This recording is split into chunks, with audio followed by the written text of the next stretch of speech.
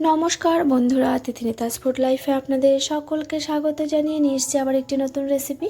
আজকের রেসিপি হলো, আজ আমি বানিয়ে দেখাবো পুঁই পাতার বড়া। তো আপনারা তো অনেক রকমের বড়া খেয়েছেন, কেউ কি এভাবে পুঁই পাতার বড়া খেয়েছেন? তো চলুন দেখুন আমি কি করে বানাই পুঁই পাতার বড়া। প্রথমে পুঁই পাতা নিয়ে নিয়েছি, আর এরপরে নিব বাদবাকি উপকরণ। নিয়ে নিচ্ছি এখানে বেসন, তো এখানে আমি 1 বাটি বেসন নিয়েছি। সাথে নিয়ে নিলাম এখানে কুচনো পেঁয়াজ, কুচনো কাঁচা লঙ্কা, আর রয়েছে এখানে 1 টুকরো গ্রেট করে রাখা আদা। তো বেসনটা আমি পরিমাণ মতোই দেব। এবারে আমি যেটা করব, পুঁই পাতাগুলোকে ভালো করে ঝিরি করে কেটে নিয়েছি। তো একদম জলটাকে ঝরিয়ে নিয়েছি যাতে জলটা পাতার মধ্যে না থাকে। তো দেখুন এর মধ্যে আমি বাদবাকি উপকরণগুলো এখন দিয়ে দেব। পাতাগুলোর মধ্যে প্রথমে আমি দেব বেসন। তো বেসনটা আমি যেহেতু পুঁই পাতা এখানে আমি অল্প পরিমাণে নিয়েছি, তো বেসনটা এখানে আমি 5 থেকে 6 চামচের মতো দিয়ে দেবো। তো আপনারা যেরকমভাবে যতটা পাতা নেবেন তো সেই পরিমাণ বুঝেই বেসনটা ব্যবহার করবেন। তো আমি এখানে 5 থেকে 6 চামচ বেসন নিয়ে নিচ্ছি। আর সাথে এবারে দিয়ে দেবো গ্রেট করে রাখা আদা। তো আমি আগে থেকে গ্রেট করে রাখা আদাটা নিয়ে নিয়েছিলাম, তো এখানে দিয়ে দিচ্ছি গ্রেট করে রাখা আদা, কুচনো কাঁচা লঙ্কা, সাথে দিয়ে দেবো আমি কুচনো পেঁয়াজ। তো আমি একটা বড় সাইজের পেঁয়াজ নিয়েছি। তো দিয়ে সবগুলো উপকরণ একটু মিশিয়ে নেব।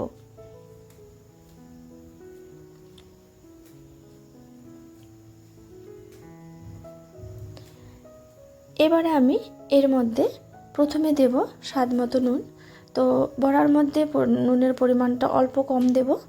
তারপরে দিয়ে দেবো এখানে পরিমাণ মতো হলুদ গুঁড়ো। এবারে আমি শুকনো করে এগুলোকে একটু মেখে নেব। প্রথমে আমি জলটা ব্যবহার করব না, শুকনোভাবে সবগুলো একসাথে একটু মিশিয়ে নেব, তাহলে পাতার গায়ে বেসনটা খুব সুন্দরভাবে লেগে যাবে। তো এভাবে সবগুলো উপকরণ একসাথে আমি শুকনোভাবে মিশিয়ে নিচ্ছি। এবার আমি হাতের সাহায্যে অল্প অল্প জল দিয়ে মেখে নেব। তো সামান্য পরিমাণে জল দেব, একদম শক্ত করে আমাকে এভাবে মাখতে হবে।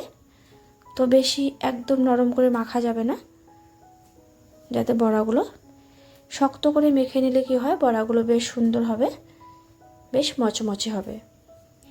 তো ঠিক এরমভাবেই মেখে নিতে হবে।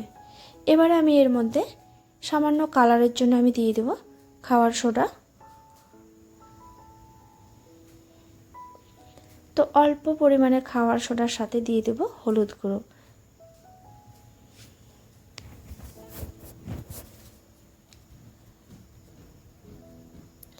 তো খাবার সোডা আর হলুদ যদি একসাথে দেওয়া যায় তাহলে বেশ সুন্দর একটি কালার আসে। তো এই যে দেখুন সুন্দরভাবে মিশিয়ে নিচ্ছি। তো সবগুলো উপকরণ একসাথে এবারে আরেকটু সময় মেখে নেব। আর যত ভালো করে এটাকে মেখে নেবেন তত পাতাগুলো বেশ নরম হয়ে যাবে, আর বড়াগুলো ভেতর থেকে খুব সুন্দরভাবে হয়ে আসবে। তো এবারে আমি এইভাবে ছোট ছোট করে একে একে বড়াগুলো ভেজে নেব। তার জন্য এবারে আমি প্রথমে কড়াইটা বসিয়ে দিয়েছি গ্যাসে। তো কড়াই গরম হয়ে গেছে, এর মধ্যে দিয়ে দেবো আমি সাদা তেল।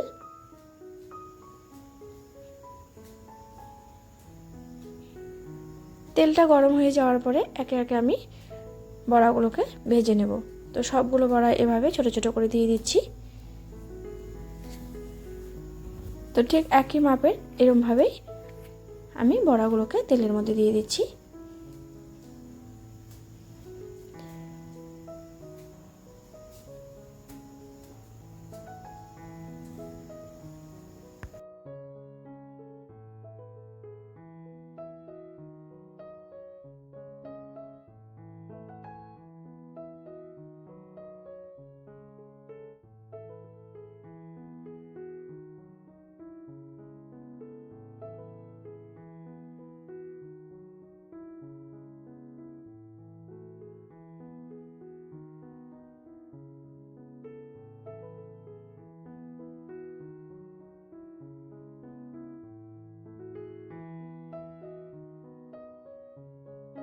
তো সবগুলো বড়া এভাবে দিয়ে দেওয়ার পরে দু পিঠি আমি লাল লাল করে ভেজে নেব। এবার আমি খুন্তির সাহায্যে একে একে বড়াগুলোকে একটু উল্টে পাল্টে ভেজে নেব। তো এক সাইডটা বেশ সুন্দরভাবে ভাজা হয়ে গেছে, এবার আমি উল্টো সাইডটাও ঠিক লাল লাল করে হালকা ফ্লেমে ভেজে নেব। তো গ্যাসের ফ্লেমটা একদম কমিয়ে দিয়েছি। তো বড়াগুলোকে একটু সময় ধরে ভেজে নিতে হবে।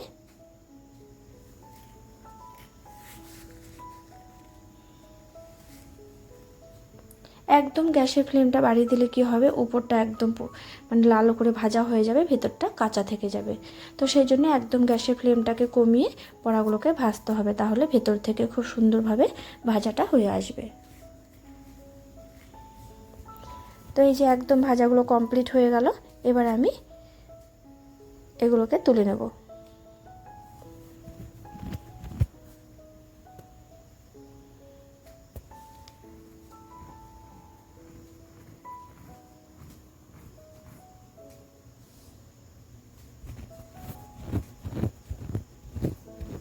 তো সবগুলো বড়া এভাবে ভেজে নামিয়ে নিলাম। তো একটি বাটির মধ্যে আমি নিয়ে নিচ্ছি বড়াগুলো। তো কমপ্লিট হয়ে গেল পুঁই পাতার বড়া। তো রেসিপিটি কেমন লাগলো অবশ্যই কমেন্ট করে জানাবেন। যদি ভালো লেগে থাকে তাহলে একটি লাইক আর প্রচুর পরিমাণে বন্ধুদের সাথে শেয়ার করবেন। আর আমার চ্যানেলটি যারা এখনও সাবস্ক্রাইব করেনি তাদের বলবো আমার চ্যানেলটিকে সাবস্ক্রাইব করে আমার পাশে থাকবেন। আর আমার চ্যানেলের পাশে থাকা বেল আইকনটি প্রেস করে দেবেন, তাহলে আমার চ্যানেলে নিত্য নতুন রেসিপি আপনারা পেয়ে যাবেন। তো আমি একটু ভেঙে দেখাচ্ছি। তো সবাই সুস্থ থাকবেন, ভালো থাকবেন। Thanks for watching. টাটা।